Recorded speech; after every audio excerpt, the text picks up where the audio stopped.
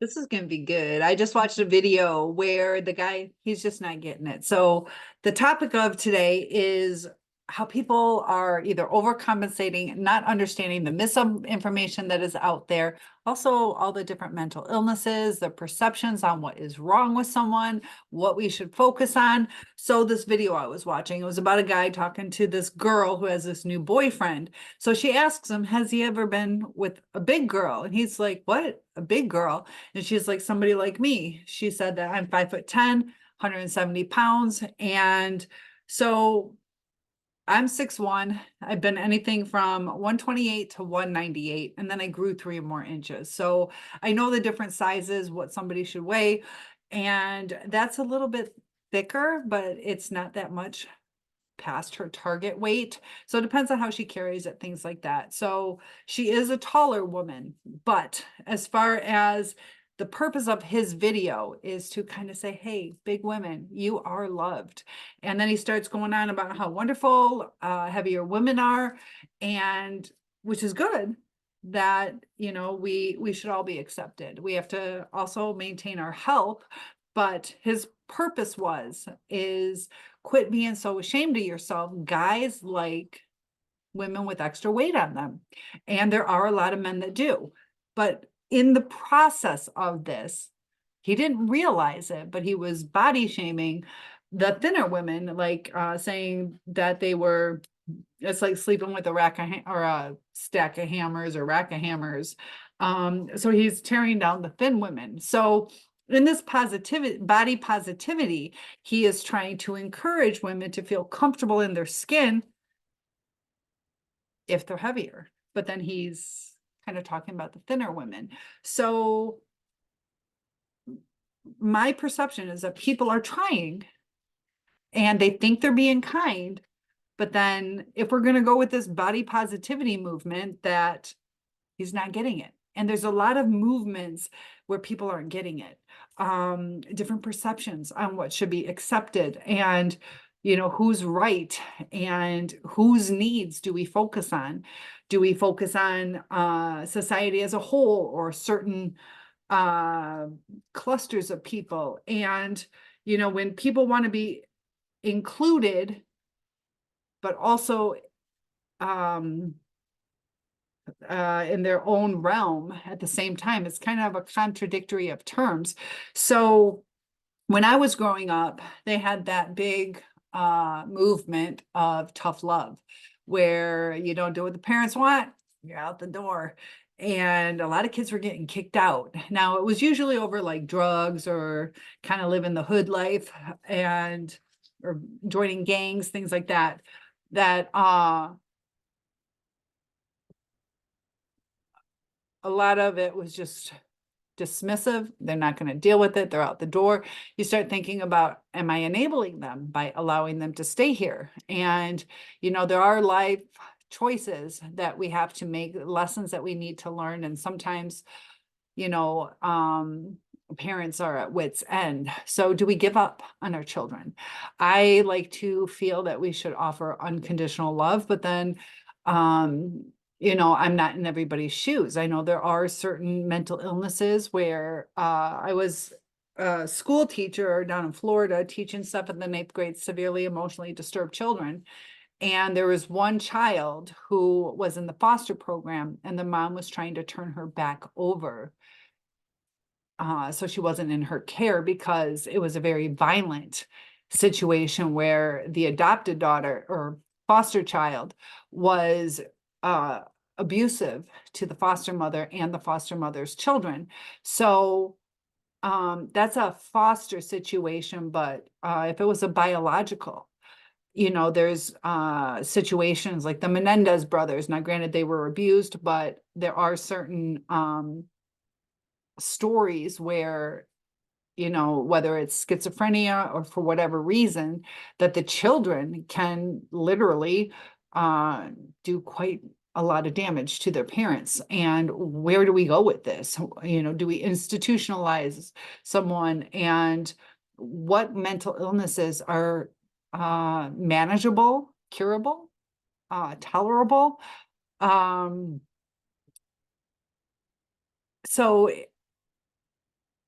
I've also been teaching, this was last year, I was teaching art where they have a dog that walks the hallways and they bring the dog in, and it is comforting. There's nursing homes.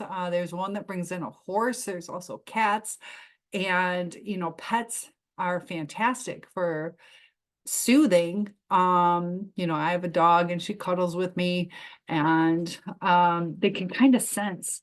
Another video I want to do real quick is on, if you guys can comment if your ears ring. Some research I'm doing on the energy, our energy focus, because our heart carries electro impulses after we die. So the difference, electroreceptors for different animals, and do we have a sense about us? I was watching something else about Michigan. I live in Michigan, and how this one lady says, like, I get all these requests from Michigan. It's something about like haunting, and people are like, yeah, the woods are haunted up here. And it's kind of interesting because there is like a scariness to a lot of our woods. What about your area? But can we sense things? So that's what that video is about. So if you can help me with that research, do you hear ringing in your ears? When do you hear it? And I'll do a video on that. But as far as today's topic, that we keep overcompensating, and it's like this pendulum. We just can't seem to get it right. And the reason we're not getting it right is because everyone's not on board. Everybody is, no, I shouldn't say everybody. Most people are analyzing things from their own perceptions and their own beliefs. And we all have so many different beliefs, and that,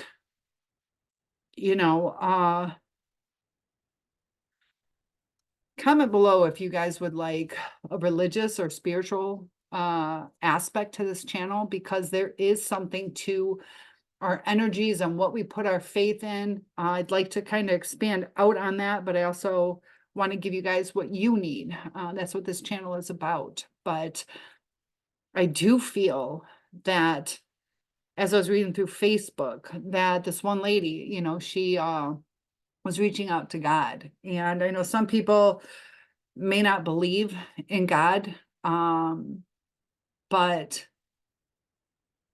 another thing that's interesting is if somebody's in like a really bad situation, sometimes they shout out to God. Where does that come from? Is there a subtle hint, or is it from above? But when we change our focus, whether it's the universe or God, that it takes stress off of us. Now, the reason I say that that's important is because when we go through this trauma, our brain has swelling, shrinkage, different damage that's been done, that the stressors, the cortisol that's going on in our bodies, that if we can reduce the cortisol, that we can start to heal our brain, that we're not damaging it more. And sometimes releasing the pressure that we feel, or the helplessness, that can be such a relief. And it's like putting pressure. When something's being crushed, you release the pressure, that's when it's going to heal. But if the pressure is continuing, there's going to be atrophy, there's possibly infection, degradation. And how do we get back to being healthy again? Also, who do we discard? Who do we keep around? And there's different cycles. We are all learning different lessons in life. And, we have to realize that people go through different struggles. And the purpose of this channel is not to discard everybody. But the purpose of this is to recognize the different mental illnesses, because sometimes, like that guy, if I was to say something to him like, hey, you got to reword that. If you're going to go with body positivity, don't shame the other side. And he probably won't yell at me. He probably won't go above and beyond. Now he's going to talk about how, skinny girls are this and that, to where he probably would shift, because I think he had good intentions. So sometimes, we got to give people the benefit of the doubt. We got to give them a chance. And I see a lot of people, you screw me over one time, you're done. Sometimes there's that lesson. And the thing with the narcissist, though, is they don't want to learn that lesson. It gets confusing because they will lead us to believe that they've learned that lesson, they're willing to change. And it's a different kind of love, because is it the true love? Like if you go, I did a video on the biblical sense. So whether you're religious or not, it's a pretty good outline of what love is: patient, kind, not jealous, boastful, not coveting, and this and that, and all the different things that it's a good definition of love. And it's hard with unconditional love, because there comes a point where we have to realize that we're not a God. And are we capable of 100% unconditional love? We can go pretty far into it. But is there a limitation on it? Or is it something for somebody else to take on? Sometimes I know when I'm at school, there are kids I can get through to. And other times, one of the coaches, we'll just call them coaches, one of the coaches, behavioral coaches, they just, whether it's the tone of voice or the color of their skin or whatever it is, they connect easier. Some I connect easier with. And are we with the right people? So when we're thinking about, do I discard? Do I give up on this relationship? One, we have to be ready to. We have to believe it in our heart that it's what's best. We have to really think about it. And we also have to understand our self-esteem, our self-worth. But, hurt people. So it's my hope that we don't do the revenge stuff, because that's just going to hurt somebody more, and that's going to cause them to hurt others. So we do our part not to increase the hurt in this world, and to not keep hurting ourselves, to not keep beating ourselves up. Sometimes letting go, they had that saying, let go and let God, that sometimes we just let things unfold. But it gets hard when sometimes we feel we have to make a decision, or somebody leaves us and our whole world has been torn apart, that we just have to have faith that it might have saved us from something worse. I tell the story about my friend who got shot by her husband. Sometimes things get way out of hand, and there's a lot of, they say it's a dog eat dog world. A lot of people are out for themselves. And with the self-esteem, we have to build up our self-esteem.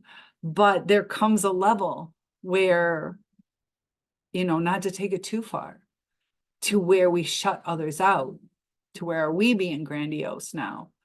So let me know what you guys are struggling with. I'd like to target it a little bit better for a little bit clearer information.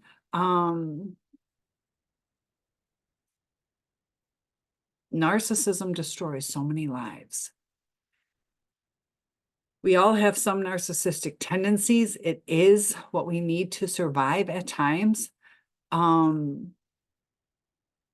But the wholer we are, the less hurt we are, the more stable that we are, the less we'll hurt others, the less needy we will be.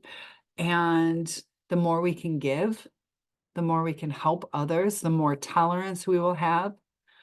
And also to help us see the red flags. And sometimes we have to realize that even if we had that chemistry between us, to really look, is this what's best for my life? Now, some of us have gotten into these relationships and, we were on cloud nine. It's fascinating how many of these stories are all about how wonderful and amazing. But, when somebody doesn't have a true connection, it's easy to let go of things. It's easy for it to be temporary. And a lot of us have been hurt by how quickly the narcissist moves on. Sometimes they blindside us. And you start wondering what was not good about me. But they saw what was good about you. But they knew that,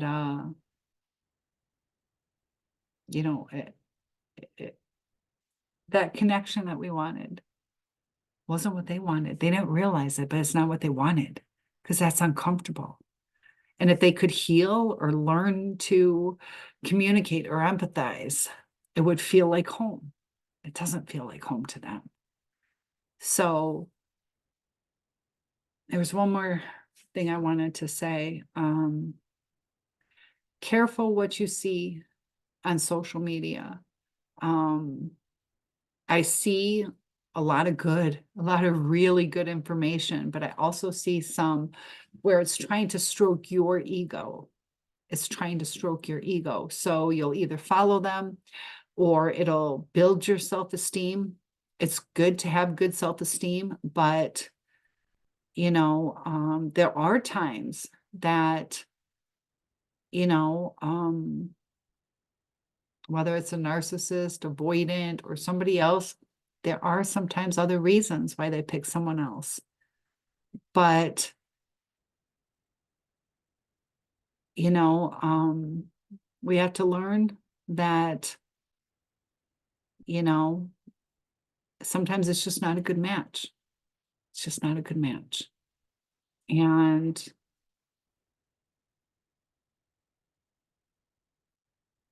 I just want to be truthful with you guys that, there was one where it was talking about an avoidant, and it was that they think you're too good for them. And there is some truth to that. But there are other times that they think they're too good for you. So they chose kind of that cognitive dissonance, but knowing everything will help us. But what's most important is you believing in you, staying true to you. And does it matter if you were too good for them or they felt they were too good for you? Doesn't matter. They're not with you. What matters is how you feel about yourself. And I see so many people, like, if I only go back to school, or if I only lose or gain weight, or if I change my hairstyle, or if I get a new group of friends, or a better job. People pleasing is a trauma response. But when you please yourself and feel comfortable with who you are, also look at, is it the right thing to do? Is it the right thing to do? Because we can please ourselves and go steal a hot fudge sundae. So are we eating healthy and are we following the law?